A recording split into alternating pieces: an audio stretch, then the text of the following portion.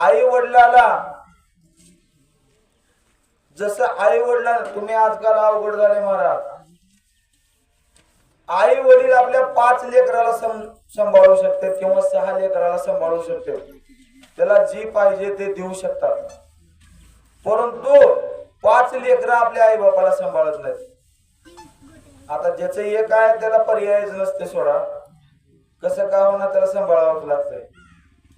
नाहीतर 5 आहेत पण काय करावं एक जण बी सांभाळत नाही. त्यानं म्हणते त्यानं थोरलं सांभाळते, त्यानं म्हणते मधवं सांभाळते, त्यानं धाकटं सांभाळते असं म्हणून ह्याच्यावर त्याच्यावर लुटून मोकळे होते. पण आई वडिलाचं तसं नसतं महाराज.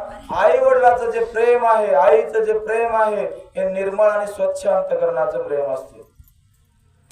आईला कुठलीच अपेक्षा आपल्या लेकराकडून नसते. कारण प्रत्येक लेकरू आई वडिलाला सांभाळत असंही नाही. एक गोष्ट सांगतो तुम्हाला, घडलेली सत्य. पेपरला आला होता एक छोटा लेख.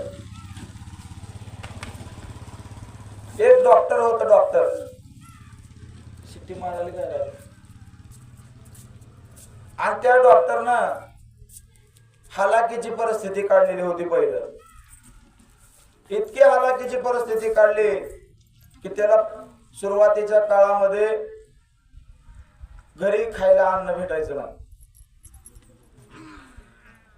हालाकीच्या परिस्थितीमध्ये जीवन जगत जगत त्याचे डॉक्टरेट झालं. डॉक्टरेट झाल्यानंतर त्याची प्रॅक्टिस सुरू झाली.